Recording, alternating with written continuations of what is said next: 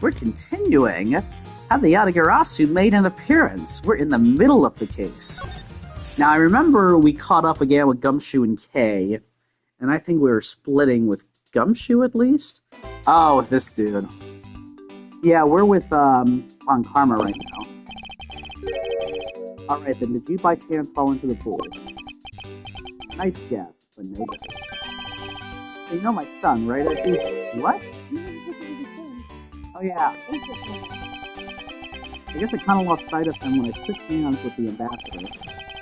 And I'm pretty sure he was around here when I last saw him. He was so happy to be so flippant at a time like this. What are you going to do if your son fell into the pool? How old is this child of yours anyway? Huh? Oh, how old is he again? Larry, this is the first I've heard of a son. Who exactly is the mother? Mother? Oh, that chick. The pink princess. Oldbag? The pink princess. Miss Von Karma. I was a bit confused by this man's words for a bit there. However, I believe what he is looking for is the doll of the Iron Infant. Yep, because I'm the Steel Samurai through and through, heart and soul. The Iron Infant is my cute little son. You have given a whole new meaning to the phrase, an astounding fool. Larry, we have not seen nor hide nor hair of the Iron Infant. But rest assured that if we should find him, we'll let you know. Now get out of here. Sounds good. In that case, I'll go search over there. Is he going to submerge himself again? Yep. Hey, wait! Well, it's not as if he'll get very far swimming around in that pool. And though he's unrelated to the murders, he sure knows how to cause a lot of trouble. Hey, this thing's down. There was an overturned spotlight here. When the Yatagarasu appeared, the audience that was waiting for the speech to start panicked. I suppose that's when someone must have knocked it over. I'm having a tough time visualizing the mass confusion that took place here. I thought to use my whip to capture the Yatagarasu. However, there were people in my way and I was unable to land even a single lash. I suppose this means that some other poor saps were hit instead? I wonder if that the shadow of the Yatagarasu because see that statue and that leaf behind it? Oh yeah! Like combined. Yeah. He says that it's a statue of the queen who spoke to the love of King Primidux. Well, Miles Edgeworth, it seems that you are lousy at reading a woman's heart. I opened my mouth about a statue, and she somehow made the leap to that? Pour myself some nice hot tea on this, for Florida standards, nippy evening. Guess what Sergeant Pepper just did? Sergeant Pepper just lick into your water? She just drank out of my glass. That jerk. I know, this bottle's not empty and I just put it back. Worst day of your life? Yep. Didn't Arpeggio used to do that? Yep. I guess you can just have it now. Use glass and move it. You can just pour it into the cat's bowl. Gonna take a sip of my tea here.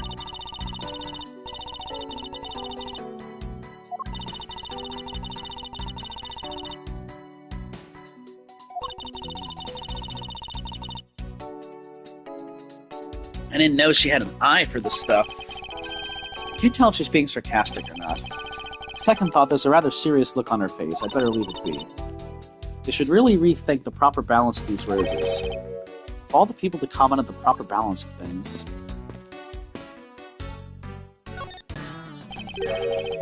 Have you finished checking all the bystanders? Yes, sir. 14 counts of pickpocketing, 16 counts of illegal parking. One person ran a light, sir. Don't tell me you didn't find out anything related to the case. Sir, not a single thing, sir. Well, for now, let's just get those other lawbreakers down to the precinct. Agent Lang. Well, if it isn't Mr. Prosecutor. I would just like to thank you for your assistance earlier. Make no mistake, it's not like I was trying to help you with what I did. After I left, did you receive word from Ambassador Alba? We're to wrap up our bodyguard assignment at the end of the day. Oddly enough, we received word from HQ to return home on an urgent matter. As if I could be so easily called away from this case after I've come this far. I swear that I'll find the truth and drag it out screaming into the light. You're with me on that, right, Mr. Prosecutor?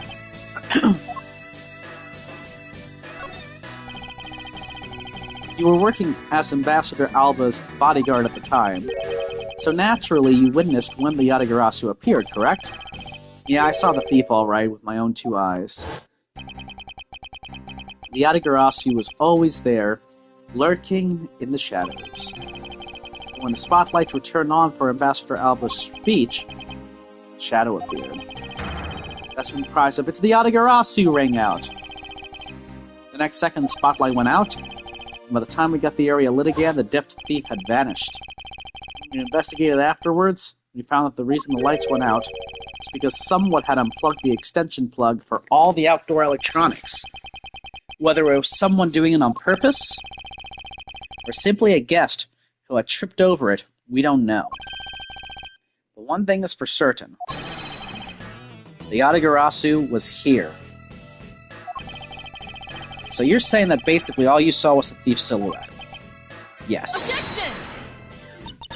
And the reason they couldn't find him when they turned the lights on was because whatever actually made the silhouette wouldn't make the silhouette with the lights on. It's entirely possible that the shadow belonged to someone else. Ah, good thinking, sis. You might just be right. If it weren't for the fact that there was no one else with that shape. Not among the staff or the audience members. My men have already done a thorough check of everyone, so I know I'm right. Someone else's shadow. That sounds like a plausible hypothesis. The suddenly appearing and disappearing shadow of the Yatagarasu. I believe I figured out its true origin. I expected no less from my subordinate, and let's hear what you know on the subject. What really cast the shadow of the Yatagarasu? Yeah. I think it was this too. Take that! The suddenly appearing and disappearing shadow of the Yatagarasu. Is it not possible that it was created by this statue? Are you playing me for a fool, Miles Edgeworth?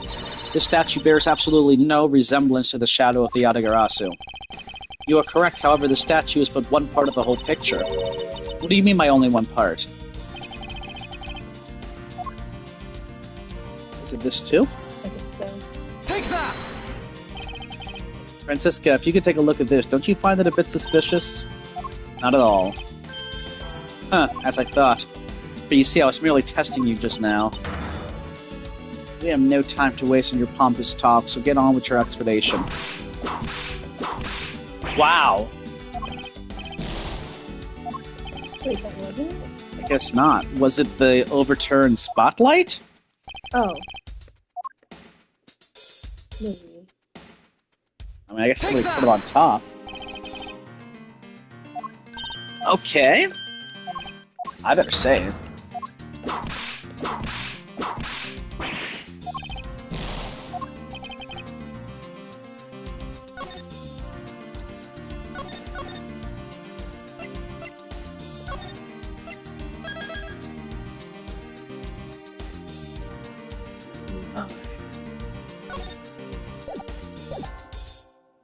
So, I wish we could see another picture of what they saw. Because I think it looked like it had, I don't know. Was this? No, wait, that's evidence.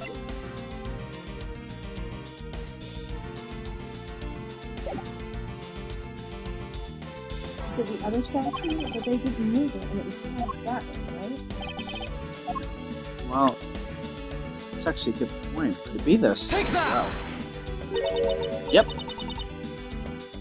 It's another statue. The Yatagarasu statue made from the shadows of these two statues. Maine, what do you mean by that?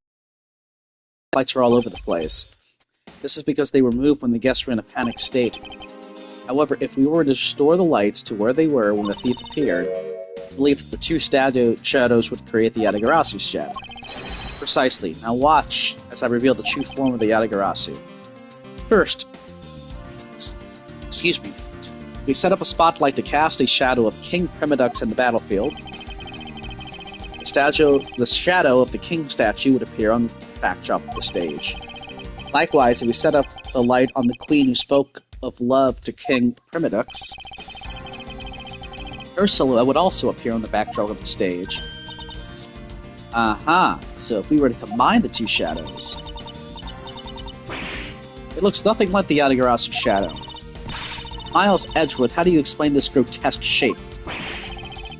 Calm down, Franziska. The way the light needs to be shown in the queen's statue is wrong. What do you mean by that? I believe that the whole king's shadow needs to be used for this to work. However, in the case of the queen, I don't believe her whole shadow is needed. Rather, the person who created the shadow only used one part of her shadow. Only one? Yes, and that one part alone is enough to fill in the rest of the Yatagarasu shadow. Why didn't you say that in the first place? You're right. I apologize. Now, what part of the queen statue was used to complete the Yatagarasu shadow?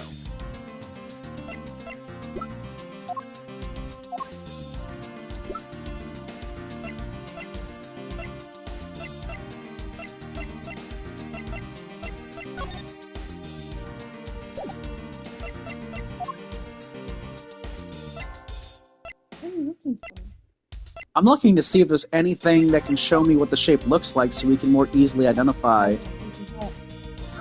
I think it's the leaf behind her, but it's not an option. Is it her hand?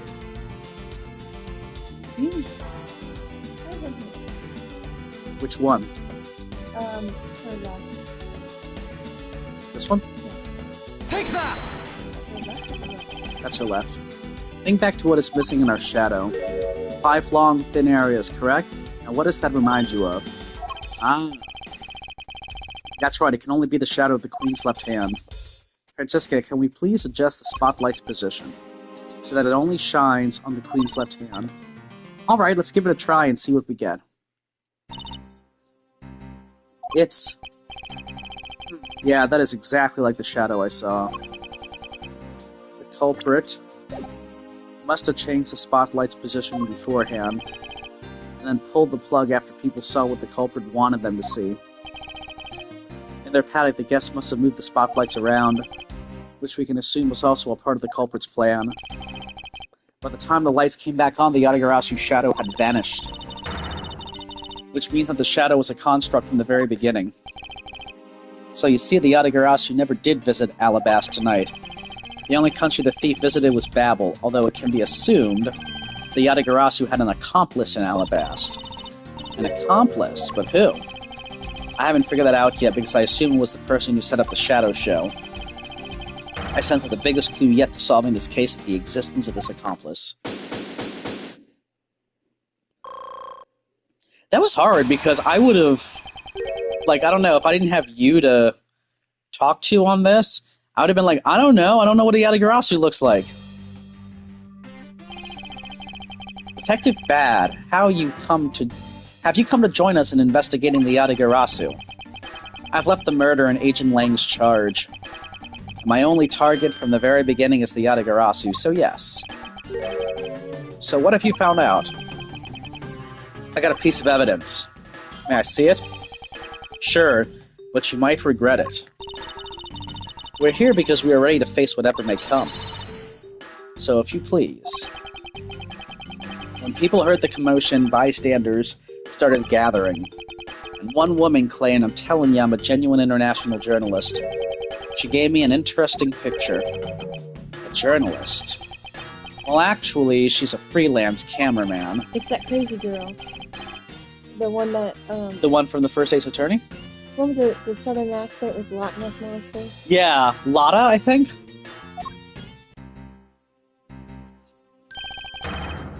What in the world? The Yatagarasu is flying through the air. The times, they are changing. It's not just man, but evidence. Even they lie to us. When was this photo taken? Apparently right after the fires on the 4th and 5th floors were put out. It was taken from a nearby building that you can see the embassy from. I see, so this was taken after the fire. The blur in this picture took off from the Babalese embassy, flew over the boundary, and headed for the embassy of Alabast. That is simply not possible. People are incapable of flight. Is that a fact? I've had the pleasure of dealing with a case involving a flying person.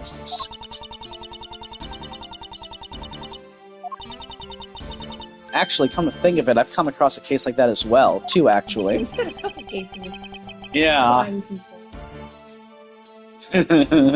Maybe it happens more often than we think. Am I up to the task of solving the mystery behind this photograph? Well, the Yatagarasu took off from the Babalese embassy, so I should start from there. Franziska, I need to return to the Babel investigation for a bit. Alright. I'll continue investigating on this side of the building. Alright, I'm counting on you. Welcome back, Mr. Edgeworth. Now, come on, let's get back to our investigation. Yes, let's.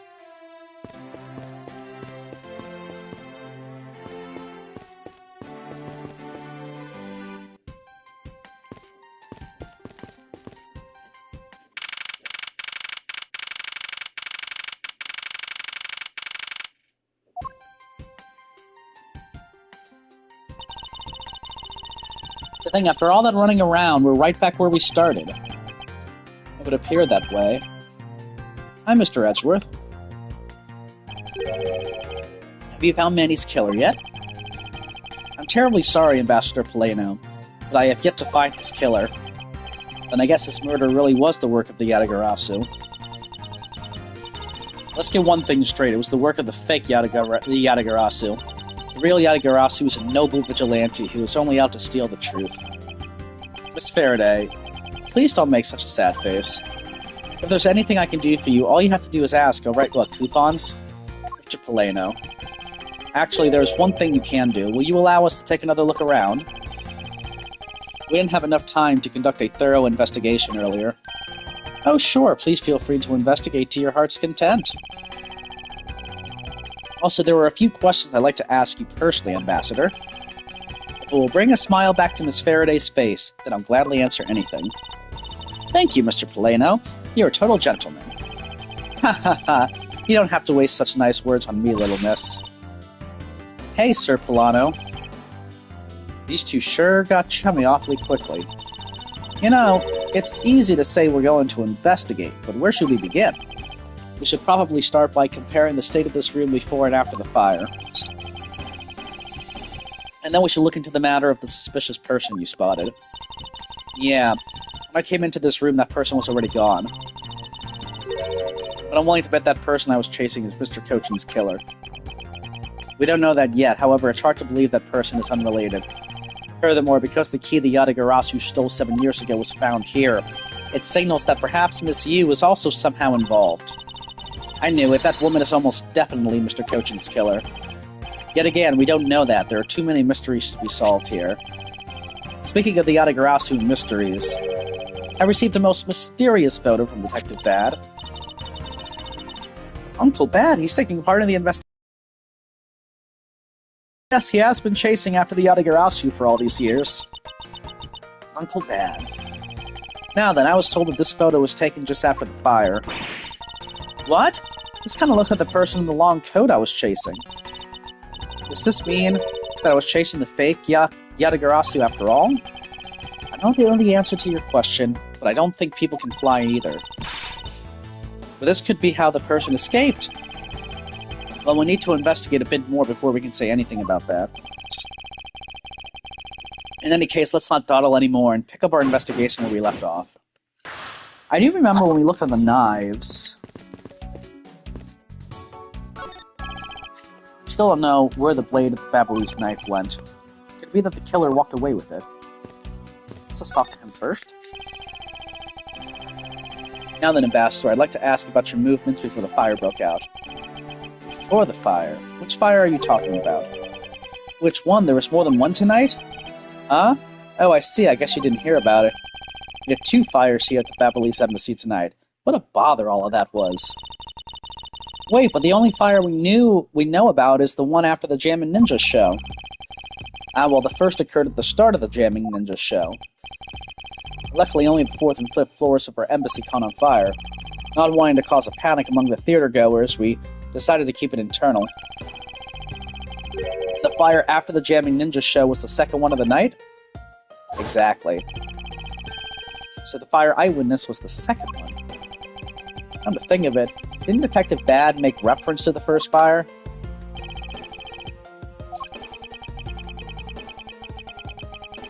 Oh yeah, he did say that. I didn't even realize that didn't make any sense. I suppose this means that the photo was taken just after the first fire was put out.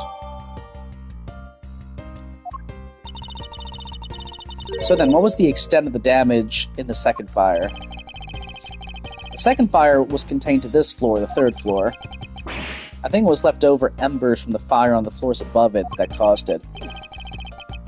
That's how shall I put this, a very bad stroke of luck. My office on the 5th floor, Manny's office here, and Manny himself all gone in the blink of an eye. I feel so sorry for you, Mr. Palaeno. Oops, look at me going on and on. Now then, what was it you wanted to ask again? We were discussing what your actions and whereabouts for today were. And if you happen to know what Mr. Coachen's actions and whereabouts were as well. Yes, very well. Let's see, I've been quite busy all day from morning until now. First I woke up and then I brushed my teeth. After that I had a roll for breakfast.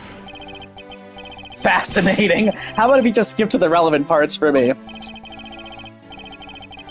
Oh, you like a condensed version. Alright, I can do that for you. So what did Mr. Coachen and you do this morning? Well, originally we were supposed to meet and shake hands with the Jammin' Ninja. But Manny and I wanted to turn it into a photo op, so we were here tidying up his office. You helped clean Mr. Coachen's office. Why were you not cleaning your own? Oh, I think I forgot to mention this, but my office is currently undergoing renovations. Beverly's embassy is undergoing renovations from top to bottom. Which is why both the Prima Duck statue and the Babyliss knife set are down here. I see. Oh, but the tidying didn't take much, really.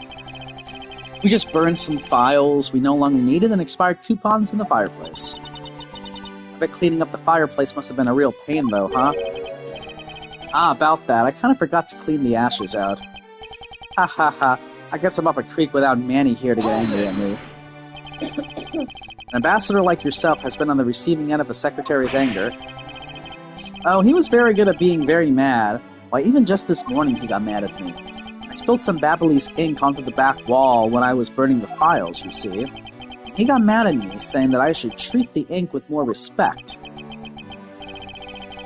Talk about the boss getting bossed around.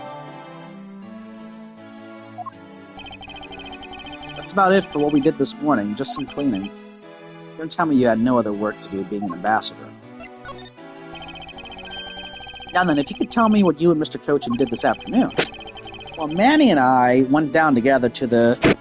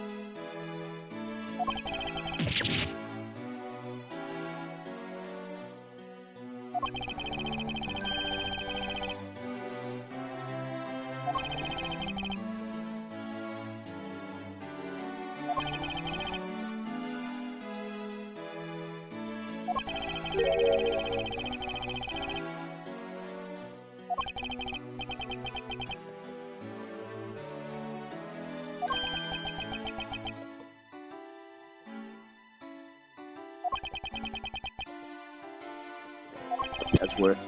If there's anything else, please don't hesitate to ask, alright?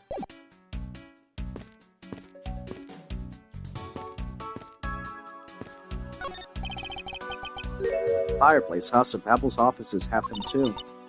2? There was a fireplace in relatively the same location in the Albastian office. However, we found something there that I'd rather not recall ever again. I still can't believe that we found that lady's undershirt in the fireplace. It was that traumatizing.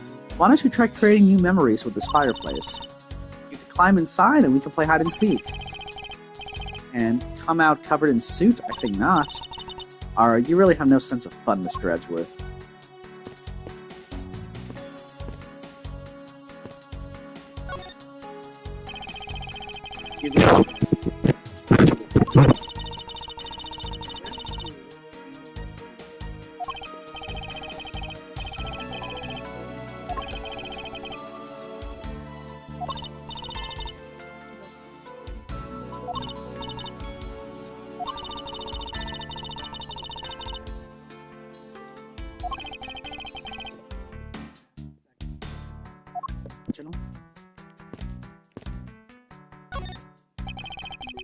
It appears that this area was heavily damaged by the fire. Yeah, I guess we should hurry up and get started examining everything. Yay, let's do the ink first.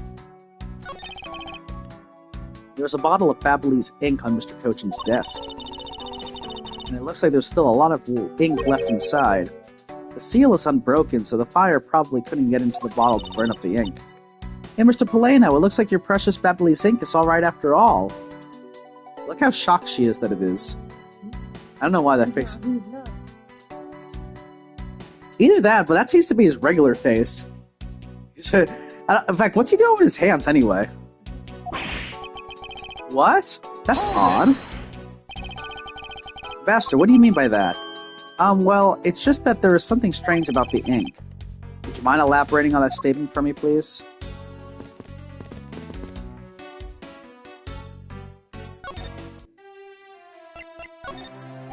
I wonder if you might tell me what you noticed about Mr. Coachen's bottle of ink. I just thought about it right now, but during the second fire, Manny was worried about his office, so he came rushing back to it. I called out to him, and when I received no reply, I used my spare key to open the door. But when I did, I was greeted by roaring green flames. The flames were so big that I wasn't able to see into the room at all. The fire was green. What was the cause? Was it your shirt? Your vest? Well, white crystal oil burns... Ah, yeah. When it's lit, as you can see by this lantern. Ablaze ink is made from the same oil, which would mean it would also burn green. You know, I too had thought it was Manny's ink that had caught on fire. So that's why I was surprised to find out there was still a bottle of ink left on his desk. The case of the perplexing green flames. Talk about a mystery. What exactly was it that caught on fire in here?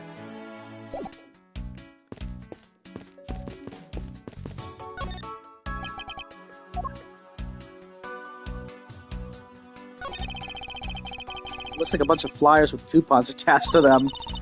Babel sure gives away a lot of different coupons. Maybe I should create one of my own. I could call it the Great Thief coupon. What kind of discount would that net you? The 5-finger kind, what else? And I'd steal an extra thing or two for the bearer. Things such as the truth. What else would I steal? What I wouldn't give to have a mountain of your coupons here right about now. Whoops.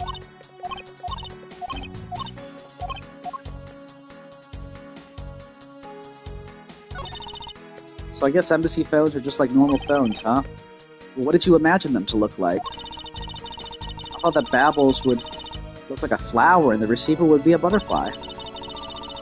That way it looked like the butterfly receiver was sucking nectar from the flower base. If any country had a flower phone, it would be Alba, don't you think? Oh, then maybe the phone I envisioned would have been from when they were Cadopia. There's really no point in asking me about something that never existed in the first place. You know what you lack, Mr. Edgeworth? Curiosity, and imagination.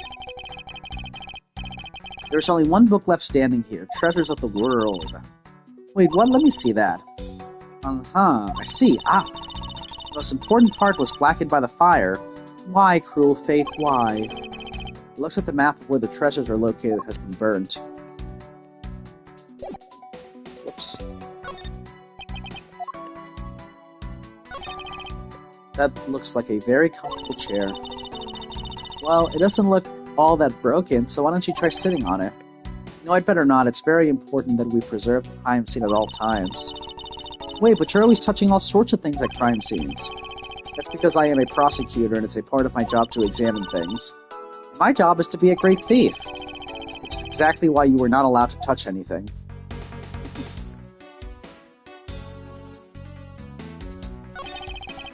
It would appear that this desk also fell victim to the fire, but it doesn't look too damaged.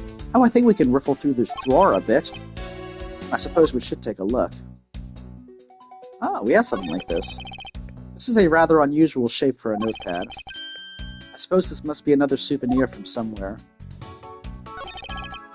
It seems that the contents of this drawer survived the fire rather well. Now that's a sturdy desk. I guess that's the value of solid wood construction. Let's see if there's anything useful left in here, Mr. Edgeworth.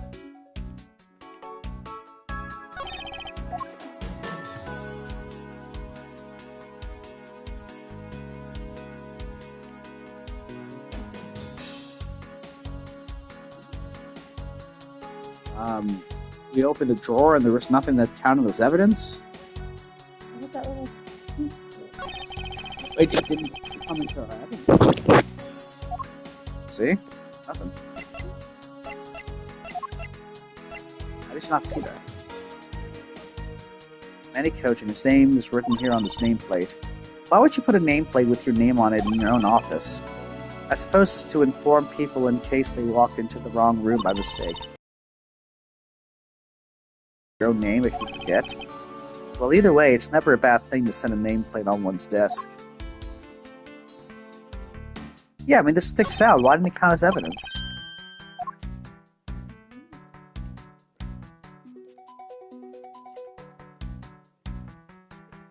So it's just the ink?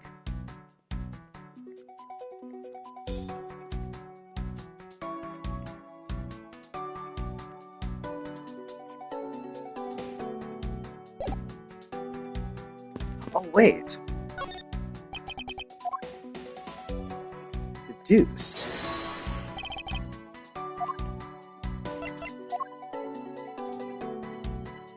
It looks like this. Eureka!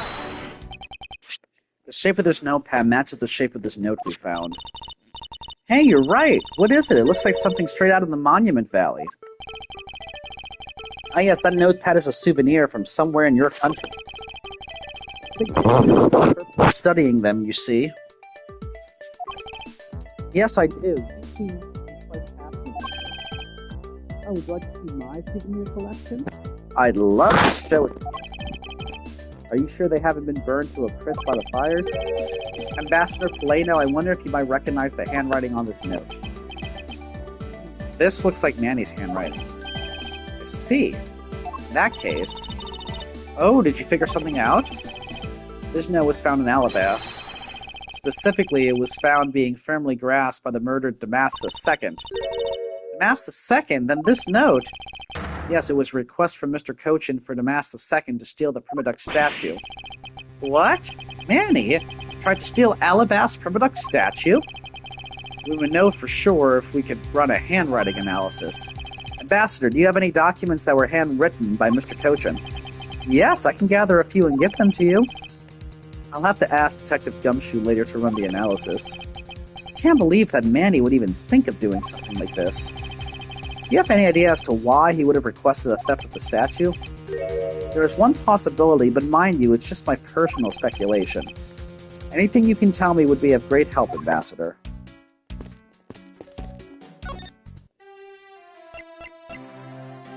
Why does he go also from the face like that to the normal face? I believe that you said you might have an idea as to why Mr. Coachen hired Damas II. Actually, I fear it may be my fault. As I was telling you earlier, we were to determine which statue was the real one as a part of today's event. But because of the Yatagarasu and the fire here, that got cancelled, didn't it? Ha ha ha, I'm actually relieved the rest of the event had been cancelled. For you see, Babel's statue, well, it's just a replica. And did Mr. Coachen know that about Babel's Primadux statue? Of course he knew, that's why he was the only person I could consult with. We'd have to do something once our statue was revealed as a replica. As to be expected, I was very nervous today, as this would impact our country's understanding my concerns, he said, let me handle it. It'll be alright. I found a way to make sure you're the ambassador of the reunited Cadopia. At the time, I thought he was just trying to cheer me up. But when I saw that note, I realized he was serious. Mr. Coachen conducted a lot of business behind your back. I assume he did all that to ensure that you were the next Cadopian ambassador. But why was he trying so hard, I wonder? He was so much better at getting things done than I ever was or will be. I don't have an answer yet as to why he was trying so hard, but I suspect he had an ulterior motive in mind beyond just simple kindness. Oh, here you are, Mr. Edgeworth. Detective Gumshoe, have you collected the information that I requested?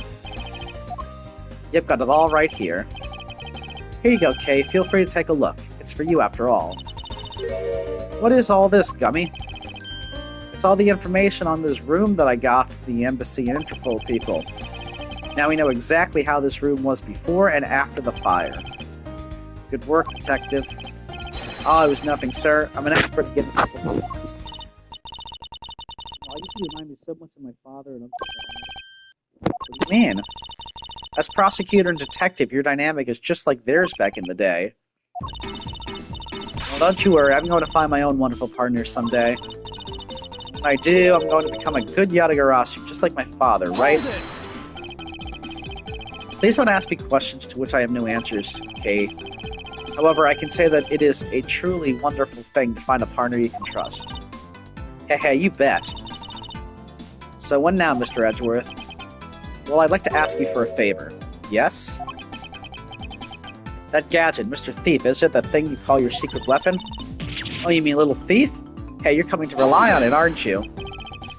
I don't need a crutch like that. I'm only asking because I need it for the investigation. The information Detective Gumshoe gathered and the Embassy's testimony, I'd like you to please recreate this room as it was during the third floor fire. You got it. All right, here we go. Dark skies of evening, when no other bird dares take wing, one alone remains all-seeing. Now witness the true power of a real modern-day Robin Hood.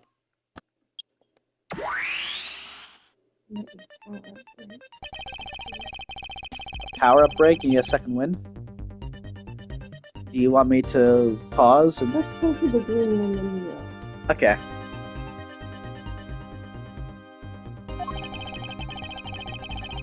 It's possible we might find the escape route the person Kay saw used as well.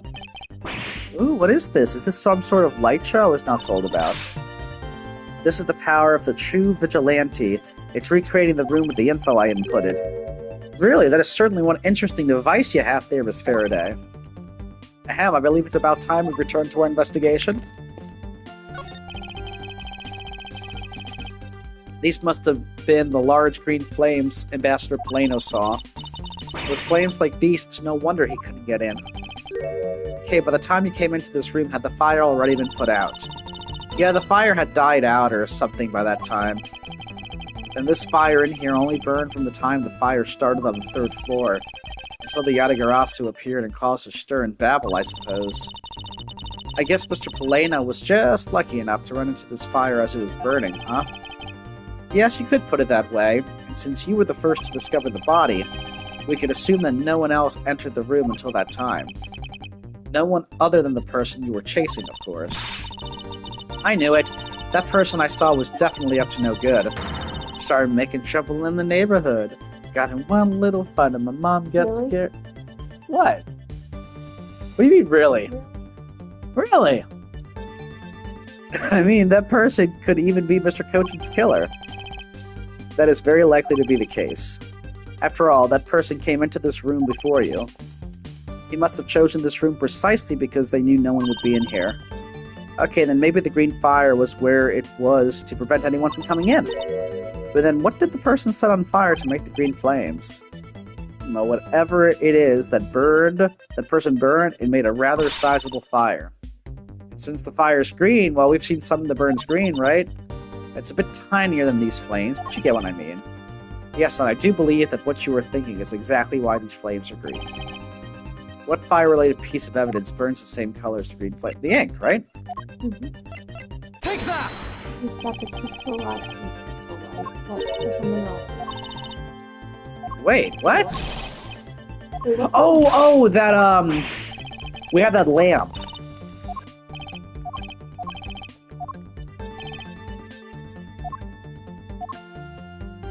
that? Yeah, wit crystal oil, which burns green. Take that! This silhouette lantern, its green flame comes from the wit crystal oil it's burning. Yeah, that's the fire I was thinking of too. I love the green it gives off. I think we've now established that the green flames were caused by wit crystal oil. Furthermore, we know that there is only one other thing made from wit crystal oil. Oh, you mean that thing Mr. Palaeno was mistaken about, right? Yes, precisely, as we found out early in our investigation. What? I don't get it. Can you fill me in, sir? Fine, I suppose. I'll explain it in a way that even you can understand. This is the thing made from wit crystal oil that Ambassador Palaeno was mistaken about. Wit crystal oil based ink. Ablaze ink is made from wit crystal oil.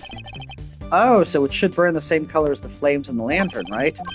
Yes, precisely. However, the green flames in this room were not from a bottle of Ablaze ink. Because we found the ink Mr. Coachen used on his desk, right? Yes, however, we know that Mr. Coachen was smuggling the ink in massive quantities. Now, what do you suppose he made using all that ink? I believe what he made with that ink is the answer to what gave birth to the green flames. Oh yeah, I'm beginning to really feel the energy coming from you, Mr. Edgeworth. It would appear that I finally found it. The smuggling ring's real goal. Made of Ablaze ink, this is the source of the green flames. Pamphlets? You know what? You sign before you select it, you read it. Where's the pamphlets? Everywhere it goes. Here? Yeah. And that's not it. There was a stack of pamphlets on the back wall, and like they would be printing it in the ink, and they're gone because they were burned. So that would have been the green flame, right? The counterfeit bills. Okay. Take that!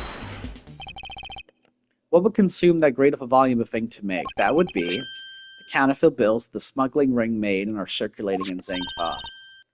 You're kidding. You're saying that it was Mr. Coachen who made the counterfeit bills? I am. I believe you could even go so far as to say that he stole Babbel's printing press. Ambassador, Mr. Coachen had permission to freely use the printing press, correct? Why, yes, I do remember seeing him use it in the middle of the night. But never did I think he was using it for such a foul deed. Ambassador, because of your secretary's crimes, you will need to be investigated as well. Ah, yes, I suppose so. We've caused a bit of trouble for a few countries, haven't we? It's my duty to search out all who shielded Mr. Coachen and concealed his crime. For they are the ones who started the fire in order to destroy the evidence.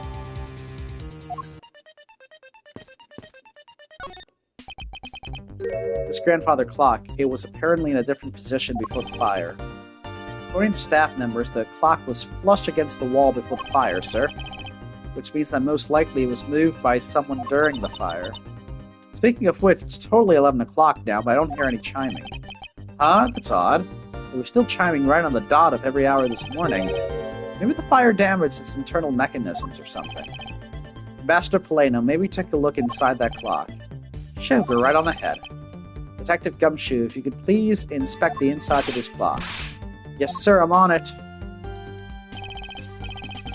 Mr. Edgeworth, I found this inside, sir. It looks like a length of wire. So this is what caused the clock to stop chiming. But what was a long length of wire doing inside the clock in the first place? Why would someone do this to such a valuable clock? It sounds like it wasn't Mr. Palaeno that put the wire in there. And perhaps it was Mr. Coachen's killer who did. It looks like one of the Babbelese knives was already missing before the fire began. So it would seem, especially since the other two knife handles were burned away. The remaining handle was swapped out with the handle from the real murder weapon. And Babbel's national treasure was stolen. Poor Babbel, don't you think? I'm not sure I would lump the replica statue in with the rest of Babbel's woes. It's the charred remains of a fallen ceiling fan. Oh, I've seen a few of these. They spin around and around and play music. I believe you're thinking of a musical mobile for babies. Yes, that's it. But they're nothing alike. They're totally alike. They spin those babies right round like a record. I see. That's the song I think. Really? What song, do you know? Yeah, it's Dead or Alive. You spin me around. That's funny. Remember when we had the John Lennon reference in Apollo Justice? Nobody told me there'd be days like these. Strange days indeed.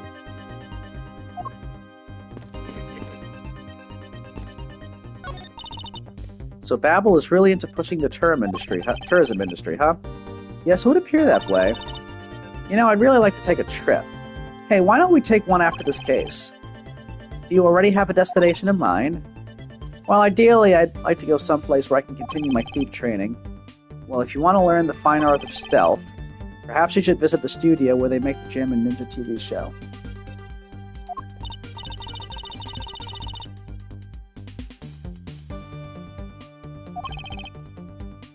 Alright, so we're going to try to get a second win. Okay. I'll keep you abreast. Alright. A fireplace, huh? So Babel's offices have them too. There is a fireplace in relatively the same location in the Albastian office. However, we found something there that I'd rather not recall ever again. I still can't believe that we found that undershirt in that fireplace. Who was that traumatized? Wait, this is the same thing we just talked about.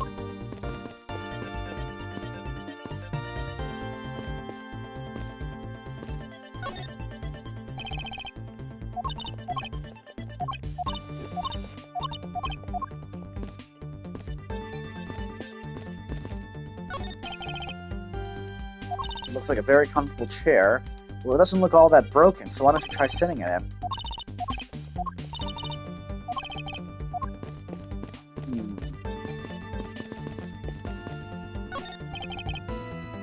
This safe wasn't open at the time of the fire. You could tell because the inside wasn't burnt, right? Yes, and thanks to this safe's fire resistance, the smuggling evidence was preserved. Aren't safes great? They always hold the wonderful promise of treasures within. Well, this one certainly did have a few inside.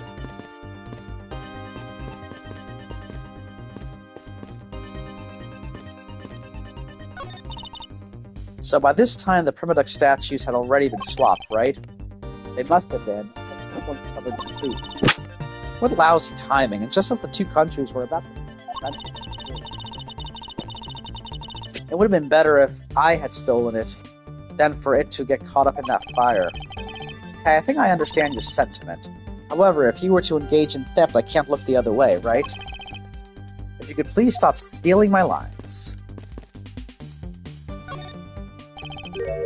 Detective, you took part in the initial Babel investigation, correct? Yep, sure did. I also helped put out both fires, sir. But that first fire took me by surprise. I had a tough time escaping the 5th floor. First I tried the elevator, but I guess someone else had the same idea because it was in use. If I hadn't remembered to use the stairs at that point, I'd have been burned to a crisp. Wait, that's odd. We always warn our staff that in case of a elevator, I was thinking that. Maybe someone wrote it in a fit of panic? Detective, did you see the Yatagarasu that came into the Babelese embassy at all? I didn't personally, and the other staff members told me they never got a good look at the person either, sir. I wonder if you could tell me a bit more about what you discovered, Detective. The second fire broke out around the time the Yatagarasu was spotted in Alabast. That's also when a suspicious person was spotted in Babel, which caused some panic. So no one was able to get a good look.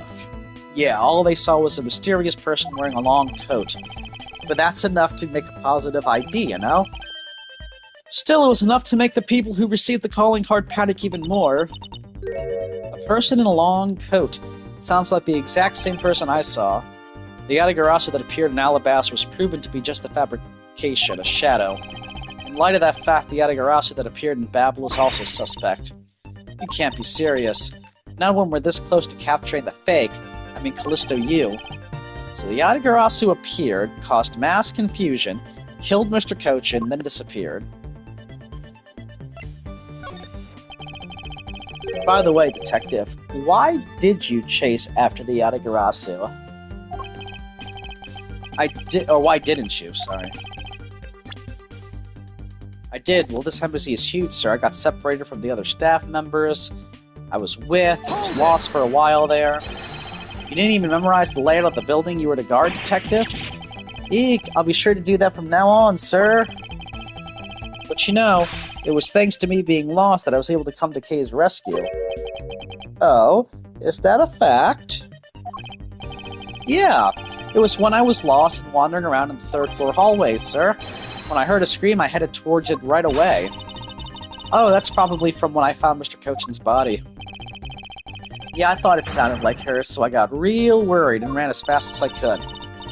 It was thanks to Gummy that Miss Shi-na wasn't able to take me away.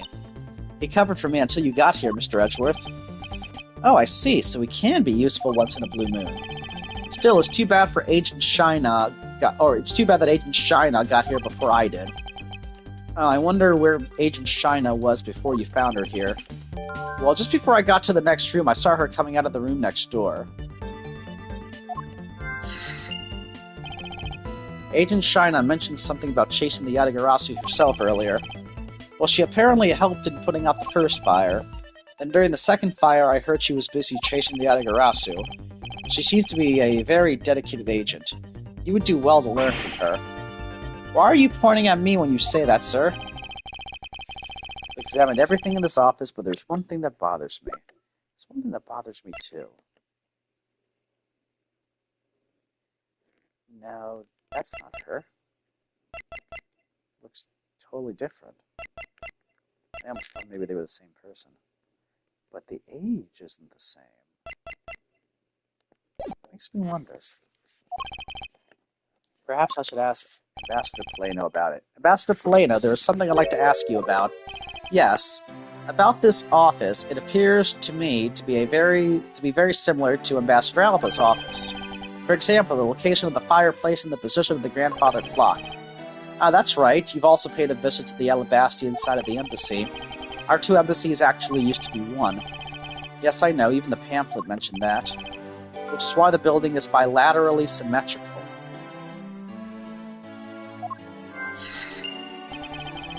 So no matter which room, the location of the fireplace and the like are exactly the same. Even where the art is located is the same. As my room is currently under renovation, we worked hard to make Manny's room look like the ambassador's office. You mean for your handshake photo op with the Jammin' Ninja? Yes, that's right. I mean, what's a photo like that worth if it's not taken in the ambassador's office, right? Yet another odd expression of Babel's obsessively competitive spirit with Alabast, I take it. Thank you, Ambassador. That piece of information is all I needed to connect the dots. Connect what dots? Well, anyway, I'm glad I was able to be of some help.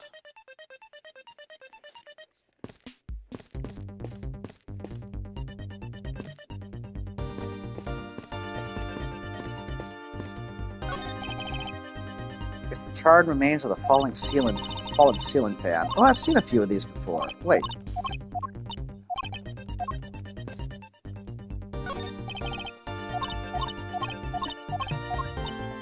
Confused.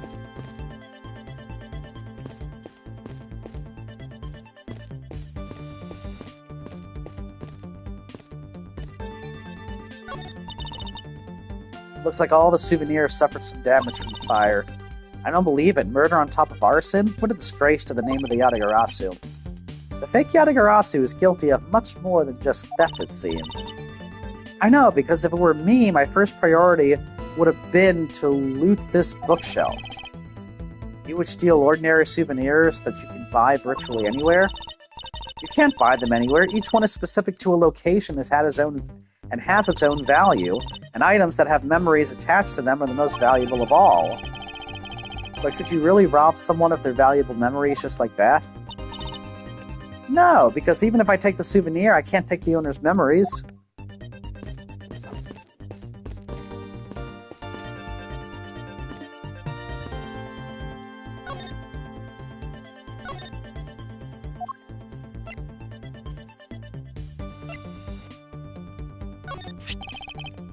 Those are some fires, sir. And we don't exactly have the manpower to fight it ourselves when they're this bad. So, but the only thing we could do was to try and catch the arsonist. I feel so helpless thinking about it. I mean, we can't prevent this sort of thing. We can only do something after it's happened. At least it's better than doing nothing. Isn't that right, Detective Gumshoe? I guess so, sir. You've got a point there.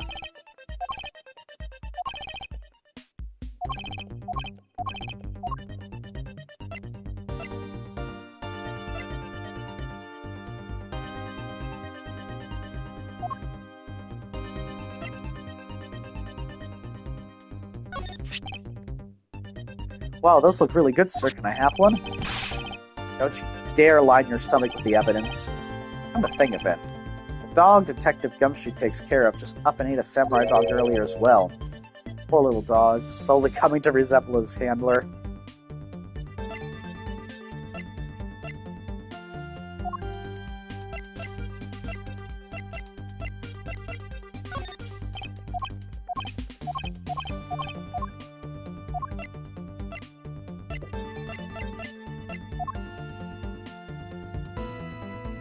I think the two of them might be the same person, but since Adrian's currently out of the room, I wonder if I should tell her, because if I'm right, that'd be a big spoiler. Of course, if I'm wrong, it won't matter.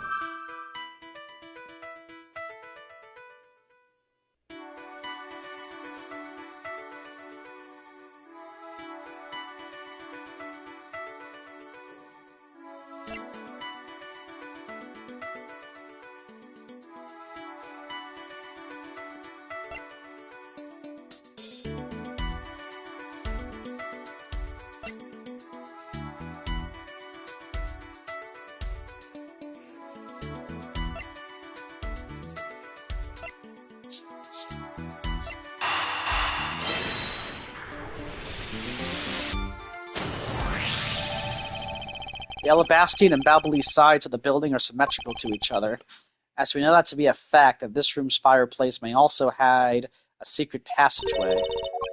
Secret passageway. In Alabas, the fireplace turned out to have a revolving back wall. A revolving back wall? That sounds like something out of a ninja house. Wow, there was a trick like that built into the fireplace, sir? What? This embassy holds that kind of secret? There seems to be a lot about this room that you don't know about, Ambassador. I guess it's time to pay the bill for letting Manny do so much work for me. Please, I really want to know about the real Manny and what you know about this room. What are you waiting for, Mr. Edgeworth? Let's get to the bottom of this. Agreed, and my first thought is that it's likely the killer used the revolving fireplace. It looks like it's just another fireplace, though, doesn't it? So how do you turn it again? In Alabas, I had to push where the X was on the far wall of the fireplace. Oh, I see an X back there. Let's see what happens when I push it. Ah, you scared me, sir. There is something about this fireplace that...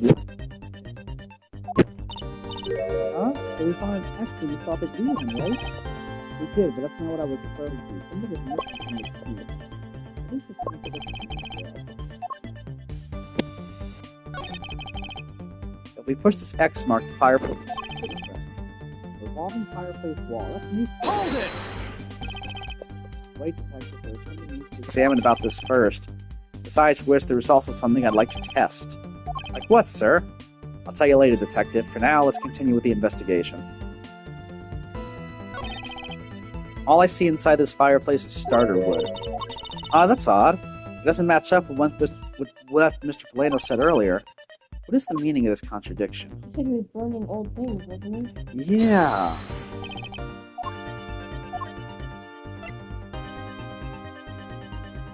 Well, that's...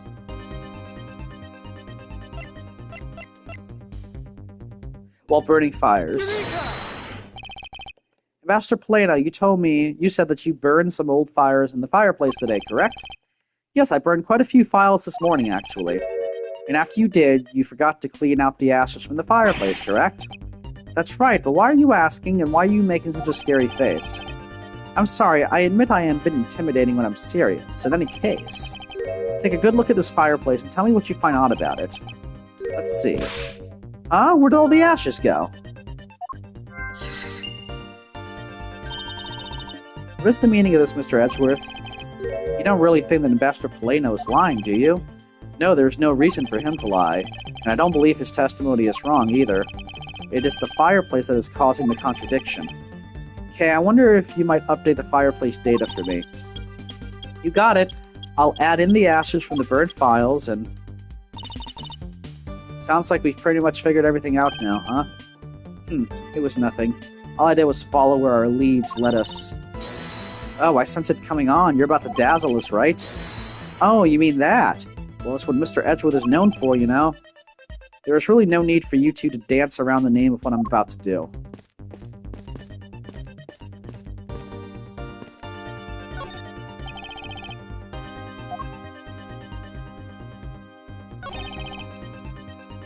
The ashes Ambassador Palaeno left here have disappeared. If we follow where this piece of information leads, we should begin to see the truth. It's time to use your secret weapon, right? Yeah, go on, sir. Use your special skill. I'll ignore your strange phrasing for now and focus on the information we have instead. Just a little further, I can sense the truth lying on the other side of this. So, those are the ashes from the other fireplace and the ashes. Like, are they saying that it revolved and so they should be on the other side?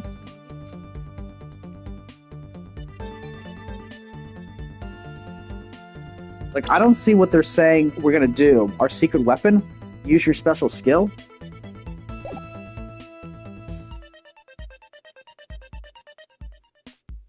I mean, we can't deduce again.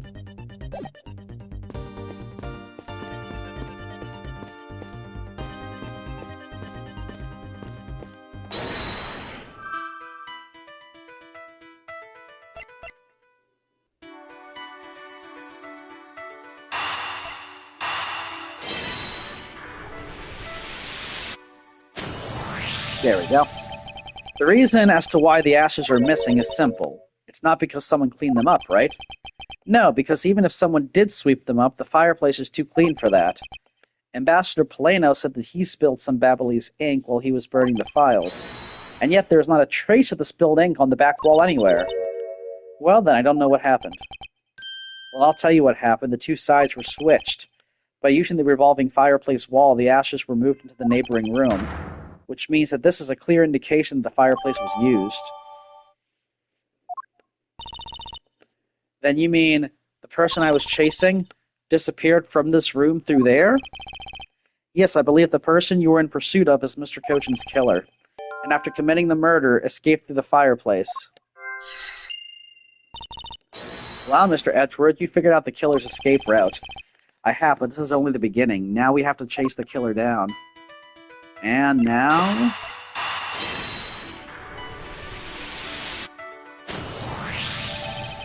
I think Shi-na might actually be... Calisto, you? I've been wondering, in fact, while you were freshening up, I was trying to look, and they look different, right? The eyes and all? Yeah.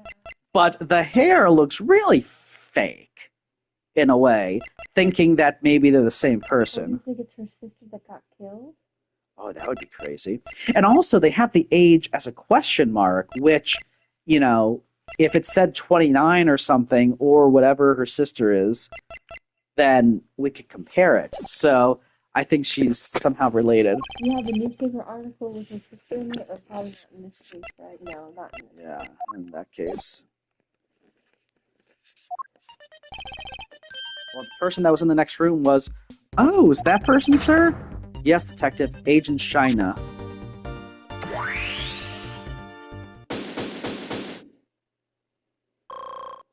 There we go. It's looking more and more like Miss Shih-na is the killer, isn't it? Let's not jump to conclusions yet. We need to go through what we know so far. She came running straight into this room from the next one and instantly accused you. Furthermore, she claimed that it could have been you. It could only have been you that killed Mr. Coachen. I don't have any proof yet, however, I know she is hiding something from us. Okay then, why don't we go ask Miss Shih-na herself? No, not yet. There's something that needs to be done first. Detective Gumshoe. Sir, is it my turn to do something, Mr. Edgeworth? Yes, I have a two-part special assignment for you. First, I need you to run a handwriting analysis on Namas the second's note. Okay, I'll get the lab boys on that right away.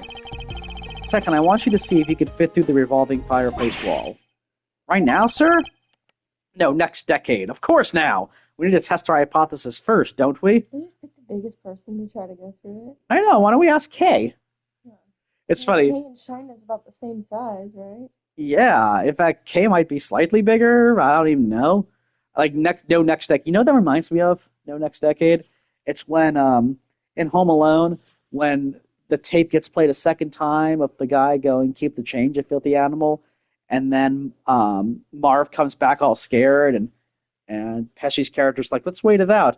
No. Before that, he goes, "We should take a look at what's inside." And Marv's like, "Yeah." And they just sit there, and then Pesci looks at him, and he's like, "Now?" "Not tomorrow, egghead, now! Go ahead!" Yes, that reminded me of Home Alone. And since Marv's taller, of course Gumshoe would be Marv. Go on, Gummy, you can do it. Alright, I'm gonna go do this like a real man. Here I go, through the fireplace and back.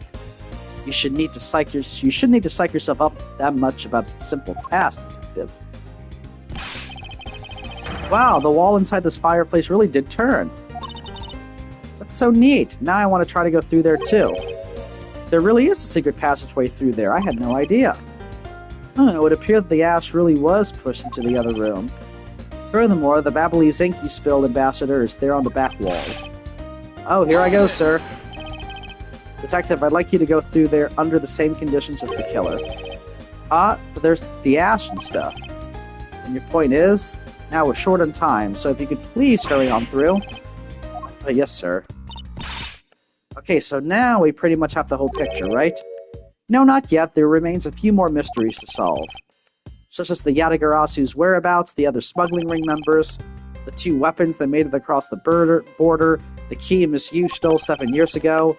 In fact, we haven't figured out a thing regarding how Miss Yu is related to these embassies. Mr. Edgeworth. A number of pieces connect in a very complicated way in this case. It's almost enough to make one completely mentally exhausted. What are you saying, Mr. Edgeworth? I thought you were the one who said that it's easy if you could follow the leads. Huh. Was that supposed to be an impression of me, Kay? If it's info gathering you need, Gummy and I can help with that. Then all you have to do is show off your fancy schmancy logical deductions. Show off? Does it seem like I'm boastful when I do that? Let's not overcomplicate matters, okay, Mr. Edgeworth? We've been so focused like a laser on only what seems strange and out of place. It's no wonder nothing's clicked and we haven't unlocked anything yet. But if we think things through calmly, the answer should come to us. Okay. That's the sort of thing I say to myself. I'm practicing how to unlock padlocks, you know? That is something that I hope practice doesn't make perfect for your sake.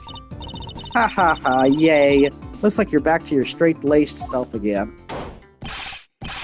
Hey, Mr. Edgeworth, I'm back, sir. Yes, I can see that. Good work, detective. Looks like you can use that fireplace like a door, sir. Are you alright, Gummy? I'm okay, just a bit of ash and dust, that's all. Your jacket has gotten quite filthy. I see the hem has practically turned black. Yeah, well, quite a bit of the unburned ink got on it, sir. I see. Thank you, detective. You did a fine job. I'll even pay the cleaning bill for the trench coat. What? Oh no, sir, I can never. This is just my old coat, sir. If it was a coat I actually cared about, then I'd get it clean, but you know. I see. Very well, then, as you wish. So because Gummy was able to climb through the fireplace, we know it can be used, right? Yes, but that's not all we learned. We actually learned one other important fact. And that is? I will have to explain it to you later. Right now, we have to deal with the handwriting analysis. Detective Gumshoe? Yes, sir, I'll be back before you know it. The handwriting analysis on Mr. Coachen's handwriting will take a bit of time. Let us go and wait in the Theatrum Neutralis, along with Agent Lang and Agent Shih-na.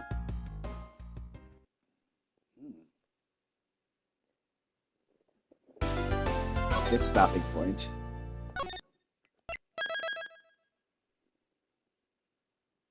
The Yatagarasu's true identity. Still says middle. We got a little bit to go, do we? Okay. Well, this is getting very intriguing. Shih-na, I wasn't actually looking at, but now it's looking like, maybe she has something to do with something. Also, notice how Turnabout Airlines, what Mr. LeBlanc saw, that's end of September. Man, I didn't think it was going to take so long to get through this game. I know sometimes we can only play once or twice a week, and of course Milton, and then there were like half the month of October we didn't have internet to stream. And every time I sit down, I want to sleep. Yeah, that's you. You got to control yourself. Well, the time change isn't The time change got nothing to do with the babe. It's 1 hour 10. Look at that. We should have paid for 3 hours 10. 5 hours. We should have started the second game and gone through the first 2 cases already. Maybe. All right.